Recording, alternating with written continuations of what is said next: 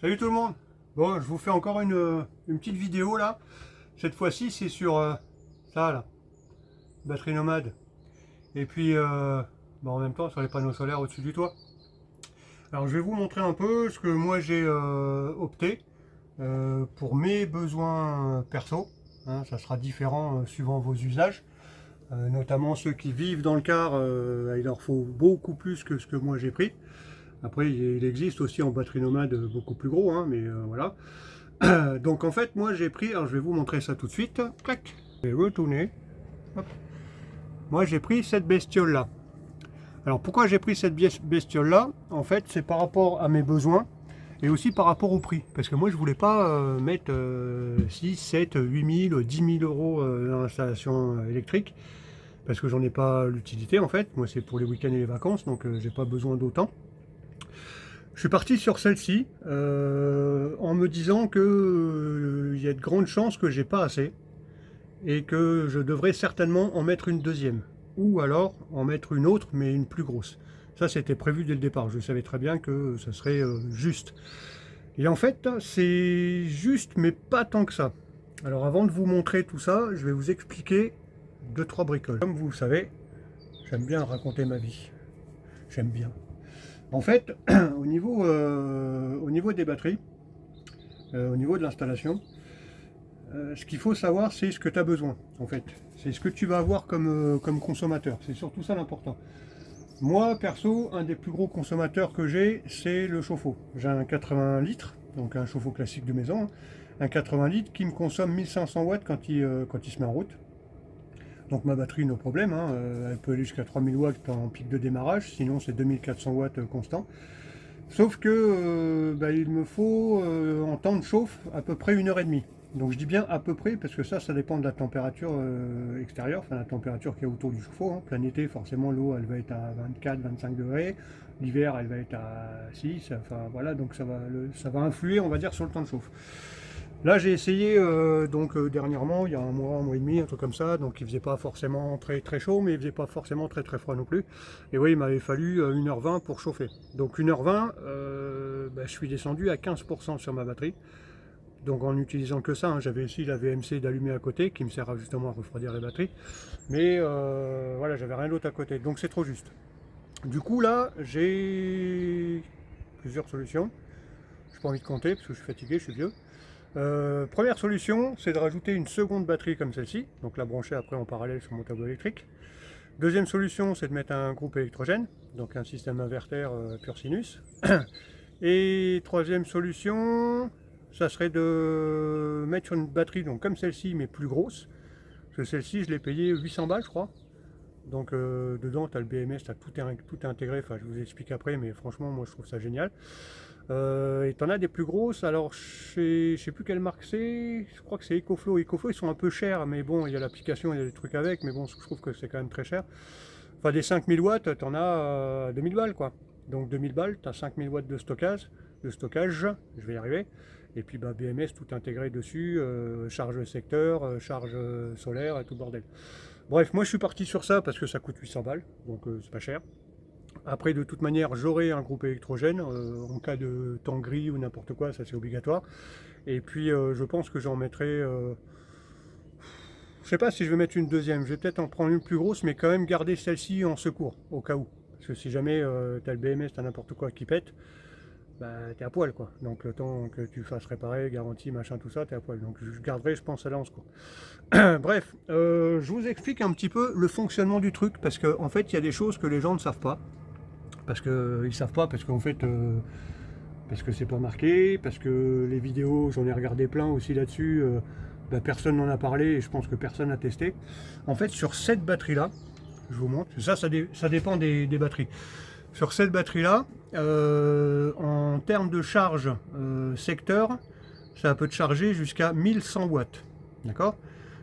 Donc voilà, tu vas envoyer 1100 watts en instantané depuis le secteur pour recharger ta batterie. Après tu peux réguler aussi avec ce bouton là, 300, 500, 700, 900 et 1100. Donc tu régules la puissance que tu veux rentrer pour recharger la batterie. Ça te sert en même temps, ça peut envoyer aussi en direct sur ton réseau. Par contre, l'inconvénient de cette petite batterie, c'est tous les petits modèles, hein, comme ça, 2000-2400 watts, quelle que soit la marque, hein, elles sont toutes pareilles. L'inconvénient, c'est qu'au niveau de l'entrée des panneaux solaires, c'est 500 watts max. Ce qui veut dire que bah là, tu te dis merde, soit j'achète un panneau de 500 watts qui va m'envoyer, dans le meilleur des cas, 430-450 watts, ou bah, sinon j'achète une batterie plus grosse. Et sachant que dès qu'il va être un peu gris, ou le matin, ou en fin de journée, bah, tu as moins de charge, donc tu dis merde, je vais pas charger grand chose. Et en fait, c'est encore moins. Et en fait, j'ai fait un essai. C'est-à-dire que moi, j'ai des panneaux, je vais vous montrer après, j'ai des panneaux solaires de 400, je sais plus si c'est les 425 ou 435 watts, je crois que c'est les 425 watts. Donc au début, j'en avais branché qu'un. Bon, forcément, quand tu es plein soleil, qu'il fait beau et tout, tu arrives à monter à 350, 360 watts, tout ça. Parce que ça dépend aussi bah, de l'inclinaison du soleil, est-ce qu'il est au zénith. Et puis bah, plus il est au zénith, en général ça s'éjoint, donc en juin il fait bien chaud. Donc quand ton panneau il est en plein soleil, qu'il a bien chaud, il produit moins. Enfin bon voilà, il y a plein de paramètres comme ça qui fait que ton panneau, jamais il produira à son plein potentiel. Donc du coup je me suis dit, ben, je vais essayer un truc. Vu qu'elle peut prendre jusqu'à 500 watts, je me suis dit, qu'est-ce qu'elle fait si j'y envoie plus de 500 watts? Qu'est-ce qui va se passer? Est-ce qu'elle va couper, s'arrêter, se mettre en sécurité, parce que c'est blindé de sécurité ce truc-là, c'est bien protégé quoi. Ou est-ce qu'elle va se réguler à 500 watts et voilà, genre je lui envoie 1000 watts dans la gueule, est-ce qu'elle va dire pas grave, j'ai pas peur, je prends que 500 watts? Ben, j'ai essayé. J'ai branché du coup bah, deux panneaux que j'ai mis en parallèle hein, pour doubler l'intensité et pas la tension. Même si la tension, je crois qu'on peut aller jusqu'à, je sais plus, je vais dire une connerie. Moi, mes panneaux, c'est les 37 volts. 37 volts, donc ça, c'est pareil, ça fluctue aussi en fonction de la puissance, en fait. Plus tu vas produire en intensité, et plus la tension va baisser, et inversement. Ça, c'est, voilà. Et bah, du coup, j'ai branché les deux en parallèle, et je me suis dit, bah, je vais voir ce qui se passe. Et en fait, bah, imaginons que ton panneau, il te sort 100 watts. Parce que c'est un peu nuageux, parce que c'est le matin, machin, bref. Ben, en mettant deux panneaux, ben, du coup j'ai 200 watts. Donc là je me suis dit, bon bah normal, logique, voilà, on va pas, je ne sais pas quoi dire, bref. Et je me suis dit, ce qui m'intéresse c'est de savoir si mon panneau me sort par exemple 300 watts.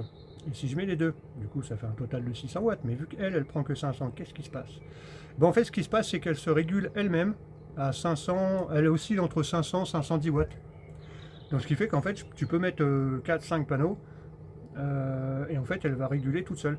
Ce qui fait que en fait c'est cool parce que la plupart du temps t'es pas à 250 watts sur ton panneau, la plupart du temps sur la journée tu vas être en dessous quoi, tu vois.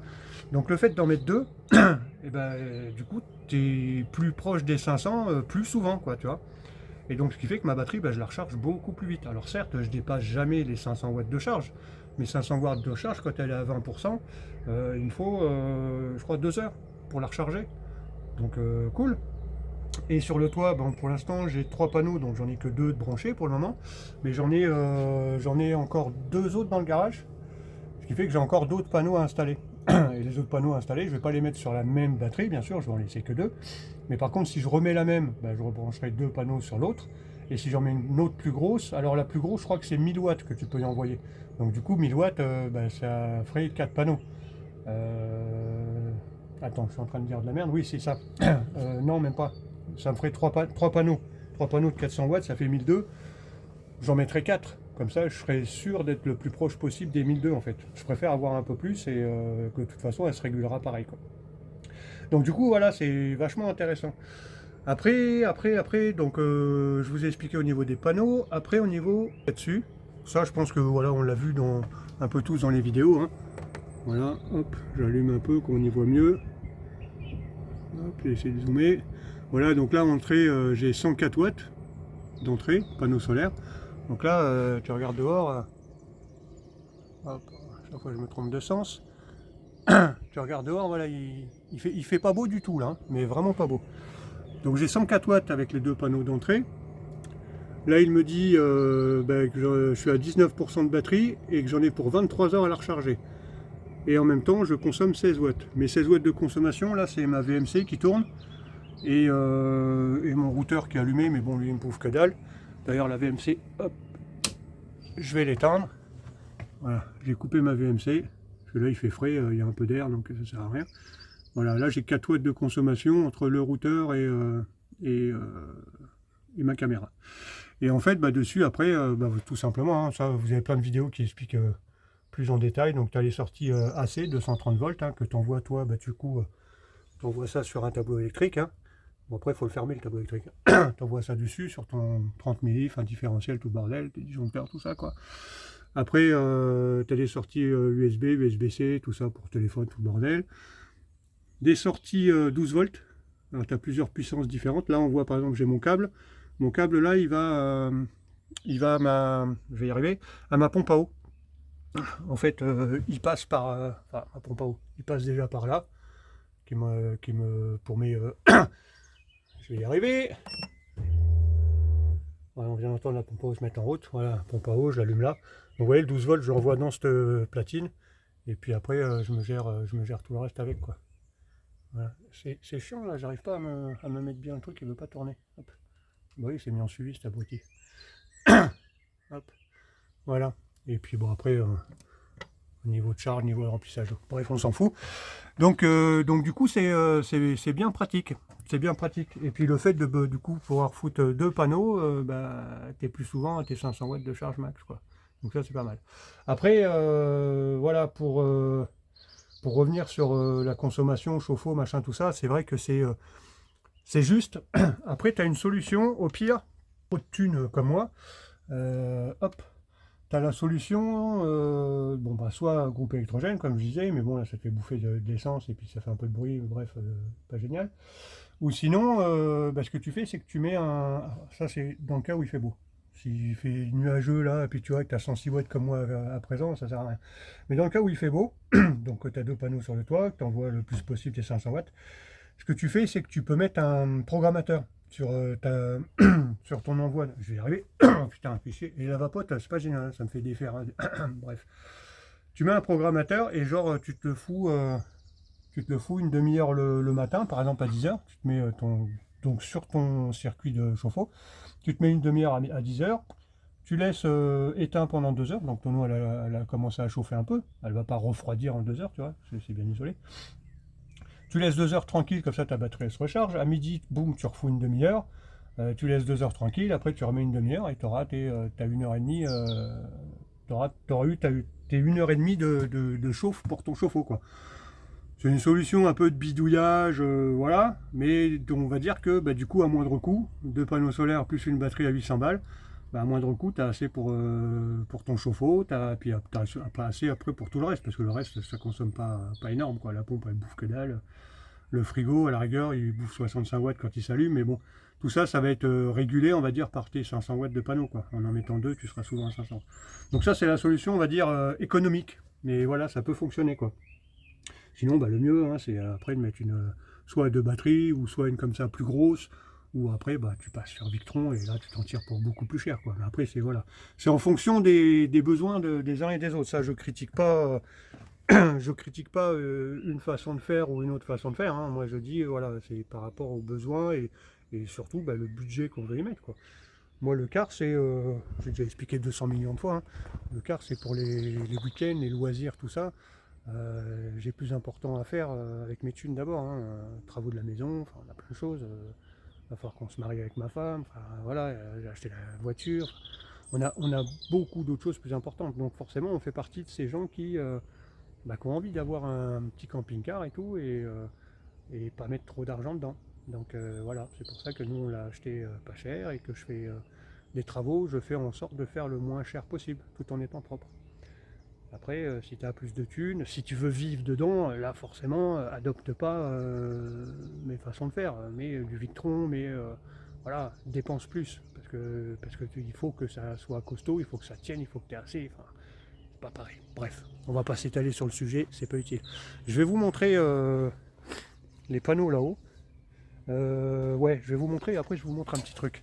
Hop, je vais essayer de pas faire tomber mon corps, parce que ça fait mal. Vous voyez, hop. Il faudrait que je mette un ascenseur ici. Un sans efforceur, ils appellent. Oula. Je sais pas s'il y en a qu'on la ref. Alors, vous voyez les panneaux, ce que je vais faire, je vais retourner la caméra, ça va être plus simple. Hop. Alors à la base, je les avais posés à l'arrache, hein, vite fait. Là en fait, je les ai remis un peu mieux. Pour l'instant j'en ai 3, j'en ai encore 2 autres dans le garage. Donc là il n'y en a que 2 de branchés, hein. Celui-là, on voit le fil qui se balade, il n'est pas branché. Et en fait, je vais vous montrer ce que c'est, les fixations. Hop. Je vais vous montrer en bas. Alors ceux-là ils sont un peu, ils sont pas assez hauts. Ils sont pas assez hauts, mais j'en ai des plus hauts parce que là je touche pas, mais j'ai quoi, au milieu je dois avoir 1 centimètre entre la paroi du car. Là j'ai un peu plus, mais bon c'est pas assez, ça ventile pas suffisamment. Donc je vais vous montrer. Je vais retourner. Hop, bonjour. Yes, it's me. Hop, voilà. Je vais vous montrer en fait. J'ai récupéré d'autres fixations. Alors pour les fixations, c'est du K2, c'est spécial bac acier. Bac acier, vous savez, les tôles ondulées pour les toiles. C'est fait exprès. Je vous montre comment c'est foutu. J'en ai récupéré un, hop, que j'avais foutu au garage. Clac. Alors en fait, c'est cette bestiole là. Ça, c'est spécial bac acier. Donc pour le car, c'est parfait. Tu trouveras pas mieux que ça. Alors ceux-là, ils sont plus hauts que ceux que j'ai mis là-haut. Il va falloir que j'échange tous en fait, parce que j'ai pas assez de hauteur. Et en fait, tu vas mettre ta vis auto-perfo là-dedans. Voilà, donc c'est déjà pré-percé. Hein. Hop.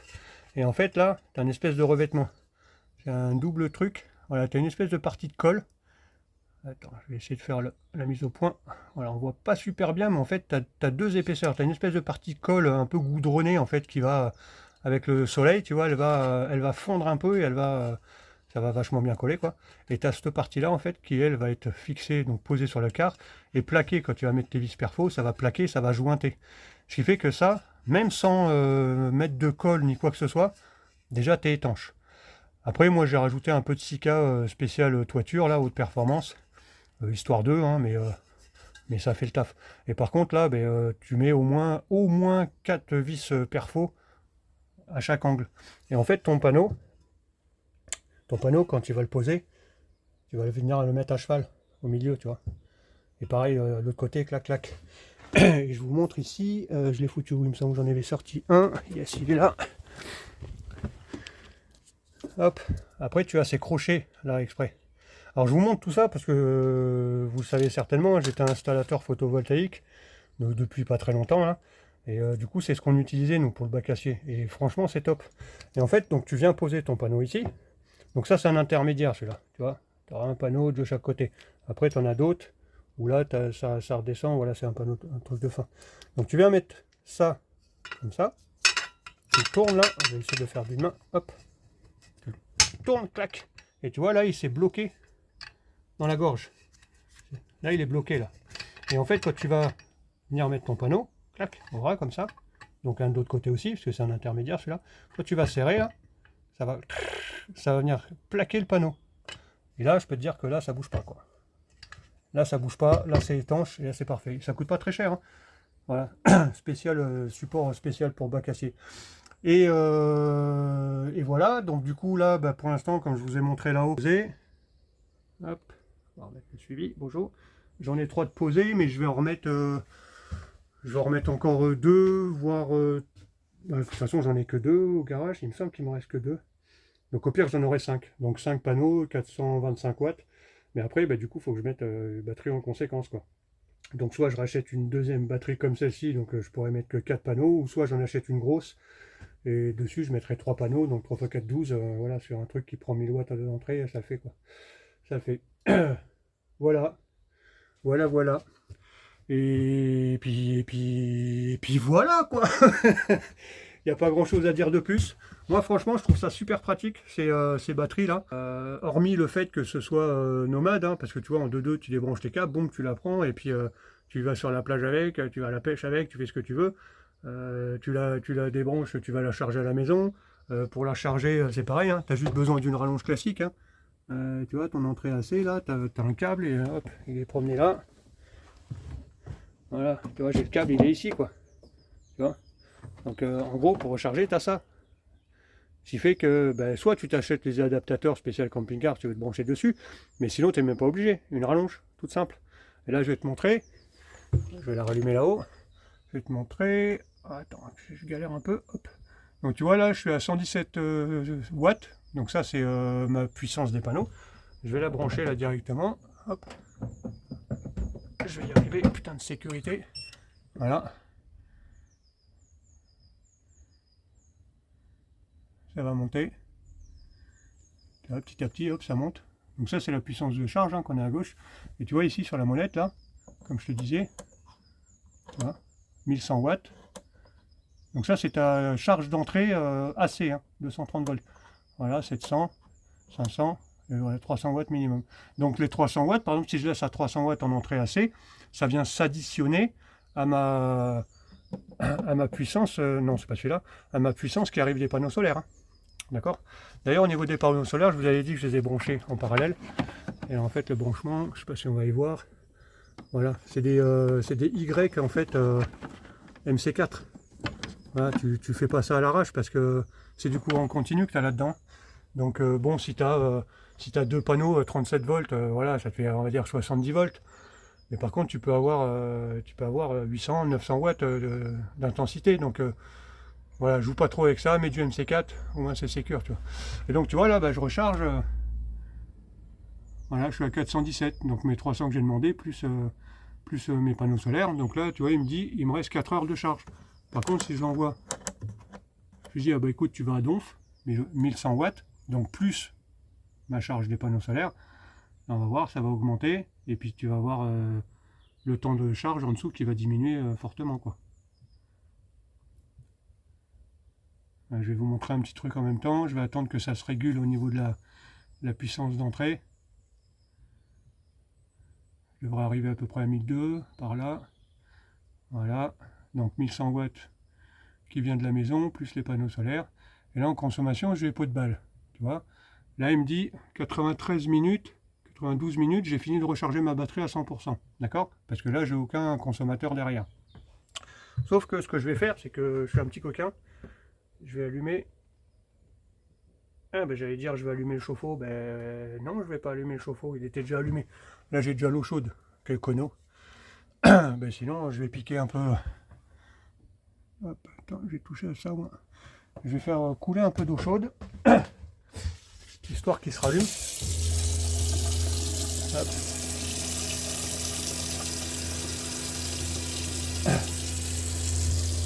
Je vais faire couler un peu d'eau chaude.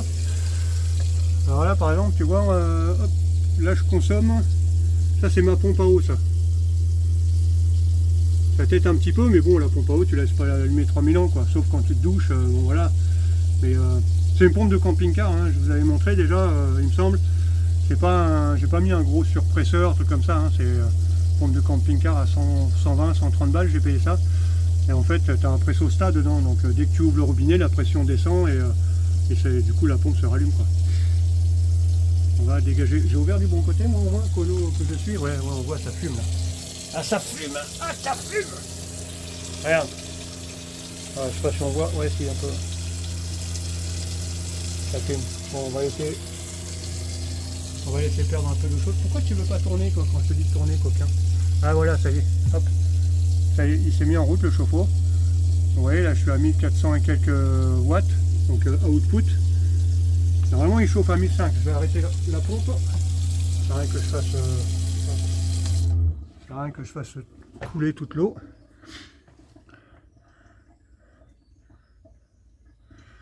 C'est marrant, il me bouffe que 1300 watts. Quand j'avais essayé l'autre jour, je montais à 1500 presque. C'est peut-être parce que l'eau est encore un peu chaude, peut-être ça se régule. Et tu vois là du coup, mon entrée, bah, je suis passé à quasiment 2006.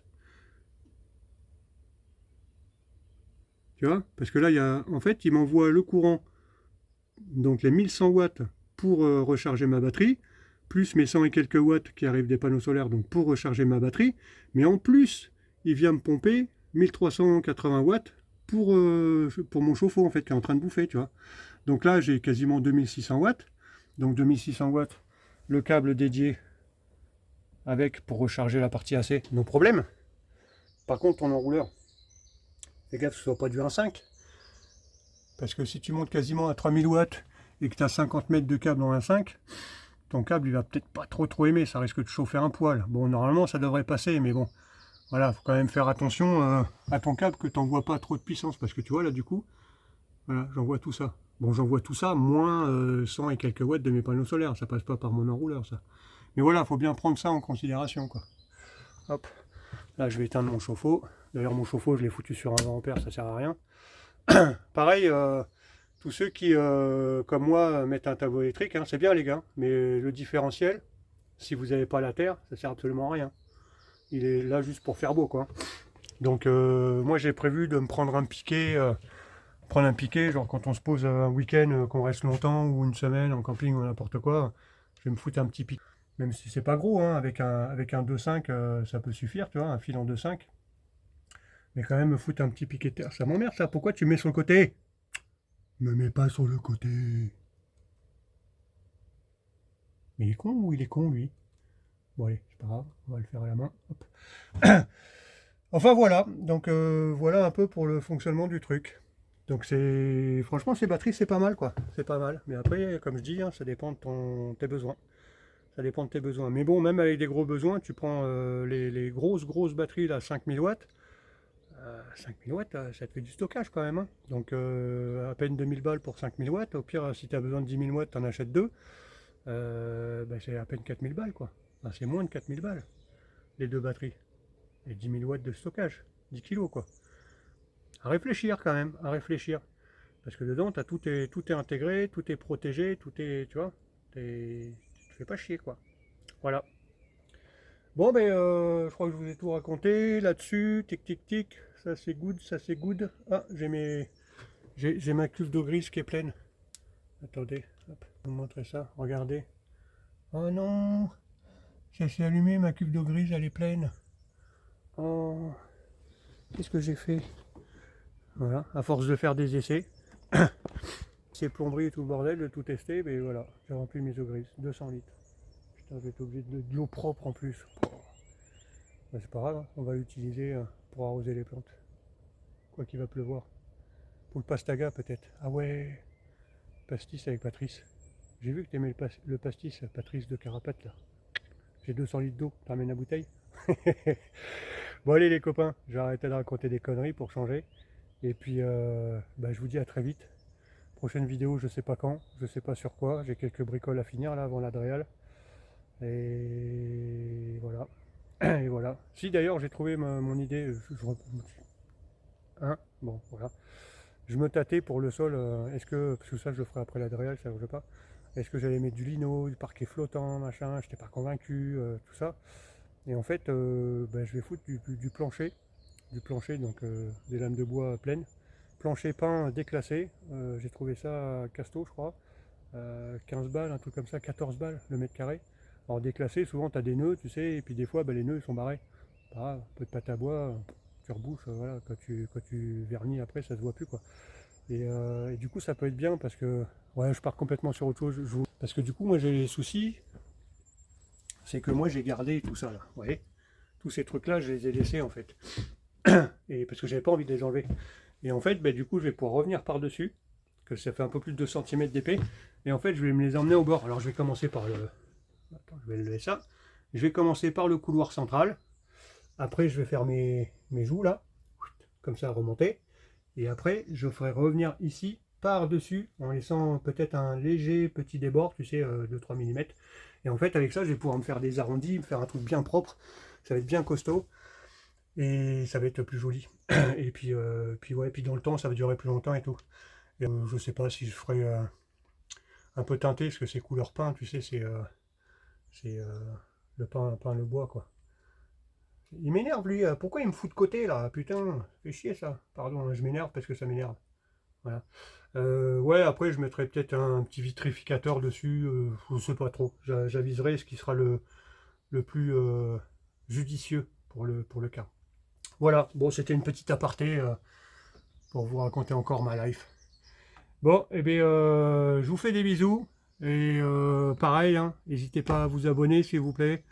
Ça me ferait un bon petit coup de pouce. Et puis je vais pas y arriver avec ça moi. Hop. Voilà. N'hésitez pas à vous abonner, regarder les vidéos, un petit pouce, des petits commentaires. Même les rageux, faites-vous plaisir. Moi, ça me fait plaisir parce que déjà, ça me touche pas du tout, parce que je m'en fous en fait. Et puis surtout, ben, c'est bien, les rageux. Vous savez, hein, les imbéciles, je vous mets une couche exprès, tu vois, pour que vous mettiez plein de commentaires. Parce que du coup, ben, c'est bien pour les algorithmes de YouTube d'avoir plein de commentaires. Donc les rageux, faites-vous plaisir. Genre, vous avez vu, j'ai pas de cheveux, mais les lunettes, c'est des nicks, je suis vieux, je vais bientôt mourir. Enfin, je sais pas, vous savez mieux que moi faire les rageux, quoi. Mais faites. Franchement, ça me... Arrête de faire ça, putain de mortériel de merde. Hop, voilà. Ah, je sais pourquoi, c'est parce que je suis trop penché en avant. Faut vraiment que j'apprenne à m'en servir de ce truc. Bref, faites-vous plaisir, des commentaires, envoyez-moi des bisous. Pas trop de bisous quand même, parce que après ça pique. Euh, Mettez des likes, faites des partages, tout ça, ça me fera plaisir. J'en ai besoin un petit peu, donc ça serait cool. Voilà. Je raconte encore de la merde. Allez, bisous, à bientôt. Ciao.